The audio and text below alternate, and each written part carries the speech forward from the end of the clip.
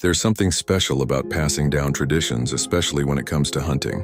Let me tell you about the time I took my grandson on a white-tailed deer hunt, a moment I'll cherish forever. We started by gathering our gear, loading up the old pickup truck with everything we'd need. The drive to deer camp was filled with anticipation. I could see the excitement dancing in his eyes, just like I remembered feeling at his age. We arrived a day early, deciding to do things the old-fashioned way this year. No fancy equipment, just primitive shelters and a promise to eat only what we could harvest from the land. It was time to teach him about real hunting, about truly connecting with nature. That first morning was brutal. Snow falling, temperature dropping. We huddled around the fire, sharing coffee and breakfast, waiting for daylight. We made our way to what I considered the best spot on the property, jumping a few does along the way. But that first day, nothing worth taking home.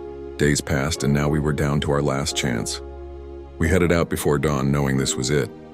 The hours ticked by and with just 1 hour of daylight left, something magical happened. A massive 12-point buck stepped out of the cedars like something out of a hunting magazine. I watched my grandson raise his rifle, and I've got to tell you, my heart was beating faster than his. But there he was, steady as a rock like he'd been doing this his whole life.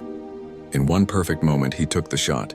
That buck meant we had to stay another day to clean and process it. But neither of us was complaining. After making a few calls home to share the news, we spent our final night around the campfire, eating fresh backstrap and reliving every moment of the hunt. As we loaded up to head home, I couldn't help but feel overwhelmed with pride. My grandson wasn't just becoming a hunter, he was becoming a man. Watching him handle himself out there, showing patience, respect for the land, and perfect form when it mattered most.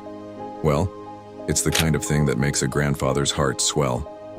Until next year when we'll do it all again, but this time he won't be my grandson the beginner. He'll be my grandson the hunter. And that's something special indeed.